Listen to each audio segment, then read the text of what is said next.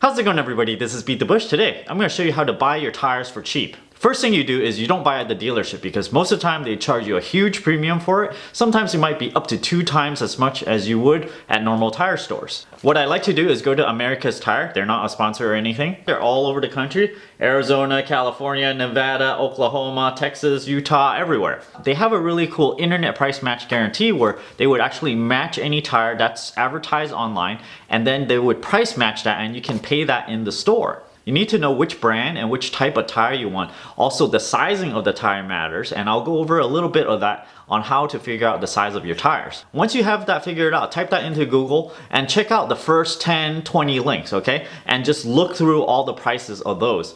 And whenever you see a really low one, this is just part of price comparison, print that out. And then you bring that to America's Tire, and then after you walk in, you ask for a certain tire if they have it, and then at the very end you say, oh, okay, by the way, I want to price match this tire, and then they have to lower the price to that price on the printout that you brought in. The easiest way to figure out what tires you need for your car is to go up to your car and look at the sidewall of both your front and rear tire, because sometimes they might be different, and then jot down these numbers that look like this. The first number is the width of your tire. The second number is the ratio of the sidewall height to the width of your tire. So the smaller the number this is, the thinner your tire will be appearing around the edges. The third number here is the size of your rim. So 17, you'll notice they mix metric and English units here. 17 is in inches. So your rim is gonna be right here, and it's gonna be, well, for my car, 17 inches. 94, this translates to a load value. You gotta look up what this means because there's a long table. Values range from 70, 80, 90, and then this translates to how much weight this tire can handle.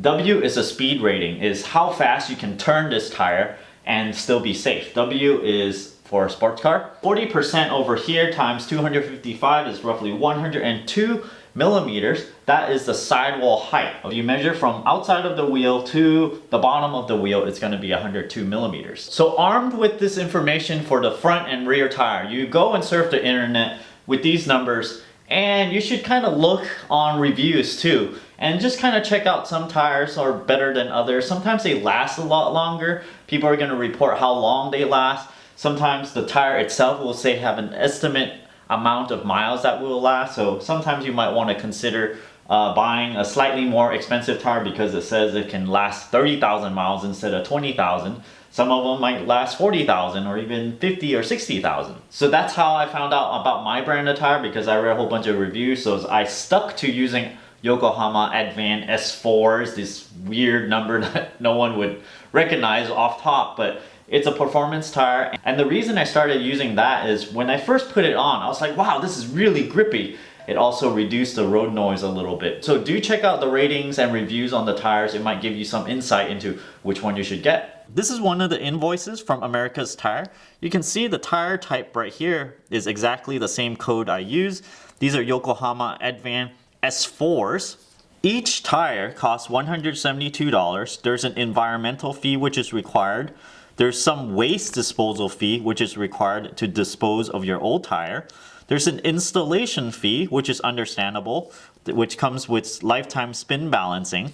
There's also a shipping and handling fee, which is $15 each. Out of all the tires I bought at America's Tire, I never got the lifetime repairs included, which is when your tire explodes and they have to replace the whole tire. When your tires get a flat and there's just a hole in it, they will repair, even if you don't have this little lifetime repairs included thing, because when you buy the tire at America's Tire, they will repair it for you. So I save all my tire invoices, so I thought it would be interesting to grab them all out because this is data from many, many years here.